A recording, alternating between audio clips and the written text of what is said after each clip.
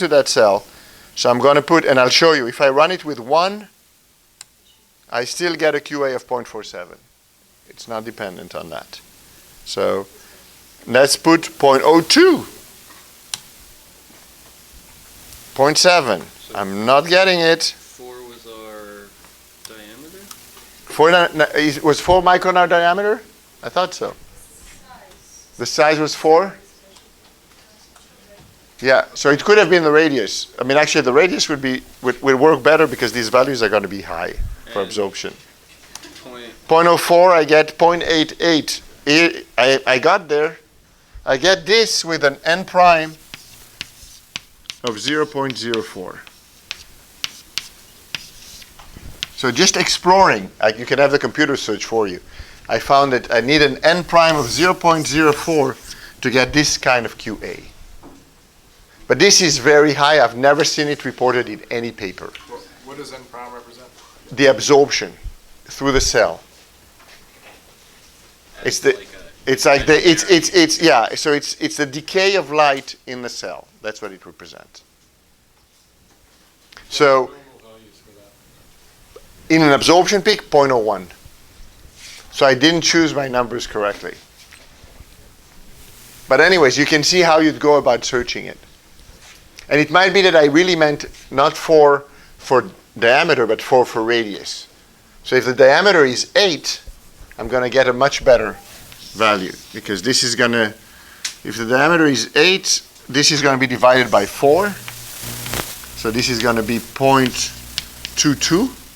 And I bet you with a 0.01, I'm getting there of an index. Even less, 0.05. Which is a much more realistic value. 0.04, 0.04. Yes. So you can just, these are inverse calculation. This is exactly what the kind of stuff that Bricot did in the 80s to figure out what are the optical properties of phytoplankton. You just go and you change their value in forward to get backwards calculation. As long as there's one solution, it's going to work. If you have multiple solution, there's multiple particles that can give you that. But the QA curve in this approximation is monotonic. So there's no problem. There's no multiple solution that will give it to me. So here we started with something that we would read out of an AC meter. Exactly, but measure the size distribution. So measure the size distribution. or the number of particles if they're all exactly the same size. Which would be traditionally done under like a microscope? Or Oh, you'll use a Coulter counter. a Coulter counter. Yeah. Okay. And then the equation that we know, and we're teasing out The optical property, which in this case, the imaginary part of the index of diffraction. That's what we're teasing out. So we were interested in the absorption by the cells? We measured the No. absorption. We were interested in getting their optical properties of Okay. each particle, Okay. Yeah. Right.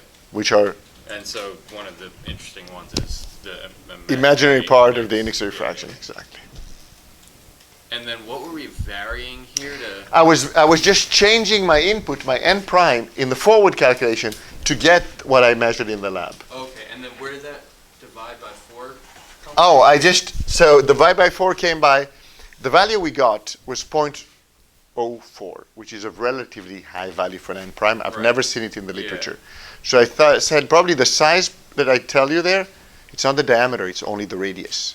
Okay. And if I adjust for that, the cell is actually 8 micron. Right. So that's where, so it's just dividing the whole thing by 4. Okay. That was my question. Yeah, sorry. That's what I went fast through. Just to catch myself and use it as a radius instead of a diameter so things match. And so we made it go down until, so now our. So I change n prime until I got that value, or close to that value. I'm Right. really close, and that gives me an n prime of 0.004, which is very reasonable. Totally reasonable. Okay. Yeah. Cool. Yeah. Can we solve for it directly since we don't have to worry about n, so we only have one? You can put it into a numerical solver. Totally. I'm just playing. Yes, you can invert this equation and get it. What? When can you not convert? You cannot. So if it's an if the it was not monotonic curve. Okay. This is Um, QA that you're. My QA. describing? I'm just moving along the QA until I get the right value. If it's not monotonic, you might get stuck in one solution. And there might be another solution that gives you exactly the same. And we know where that occurs. Exactly. So you know how we get these oscillation in QA. In QC, sorry. QC goes like this, and this is around 2.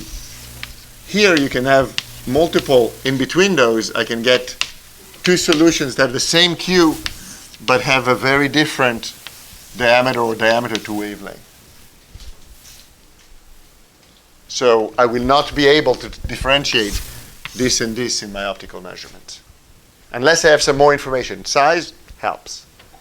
I know it cannot be this one, it has to be the one over there, etc. That you basically, what we're doing is following this curve.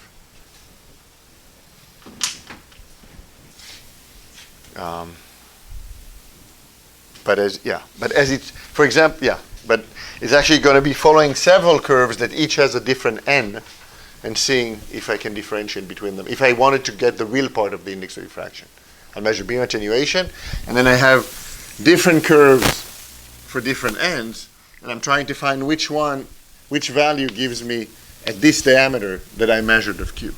And that I'm not sure will be monotonic, as I'm moving between indices, reasonable indices of diffraction. But there's another way to do indices of diffraction, which I didn't mention, which is exactly what we did in lab 1 with the glass in oil. You can drop particle in oil of different indices of refraction, and the place where you minimize your scattering is the closest one to your effective index of refraction. So you can take, and Ken Carter did it in the 70s, you can buy oils of different indices of refraction. So you'll have a whole bunch of oils varying in indices of refraction, and then you'll have your particle, and you're looking for the one that minimizes the scattering. So you do a measurement like this, and this one is the one that's closest to the index of refraction of your particle. These are cool methods to do it. So this is an index of refraction, and this is your scattering for your particle in these different oils as you just dip your particle. So the one that scatters the least is the closest to the index of refraction. Yes. So the index of refraction of the sample where it scatters the least is closest to what your actual index of refraction is. Exactly. So another inverse calculation. This is the last thing we're going to do before I let you go. Let's assume we have a population of inorganic particles. Now we're doing an inverse calculation for a population. And by the way, you can change the size distribution to be Gaussian, to be anything else you want. And we're going to use, for the beads, we're going to use for calibration, we're going to use the properties of the beads, the Gaussian distribution, to calculate what from me theory, what the scattering should be for the beads we put in the water, and from that see whether the calibration of the factory or somebody else I send the sensor to is good. Hopefully we'll be able to test that. So given a population of inorganic particles with N 660, so now I'm dealing with sediments. I love dealing with sediment. 1.15 is a great kind of generic value for sediment. N prime is small, so they're not absorbing much. They might have some organic coating, but they're not very efficient absorber. Is distributed according to a power law with this size distribution. So I have a 3.5, sorry, varying from 2 to 35 microns based on my Coulter counter. That's what I have. If I get beam attenuation of 3 inverse meter, what's my amplitude of PSD? I'm asking how many particles do I have in my sample that will give me 3 inverse meters? Okay, so my total beam attenuation is 3 inverse meters. And now I'm telling you, try it also with the anomalous diffraction. You're not going to be too far.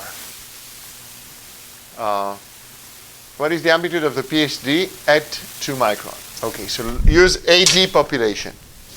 I'm going to go to anomalous diffraction population, AD population, it's here. I already have these inputs in there. So, and I'm trying with an amplitude of 1. So what I'm saying, I'm trying with an amplitude of 1, and I'm going to then scale it to get C of 3. I'm going to see what I get with an amplitude of 1. And if it's 300, I have to divide by 100 to get my C. So what I'm saying is I have a size distribution that has a slope of 3.5. This is D. This is 30 micron. This is 2 micron. And this is how my particles are distributed. But I'm going to normalize it to the value here. I'm going to say this is equal 1 in the appropriate units. And then I'm going to get an output. It's going to be beam attenuation. It's going to be different than 3. But then I simply has to adjust it to get 3 based on what the value I'm going to get.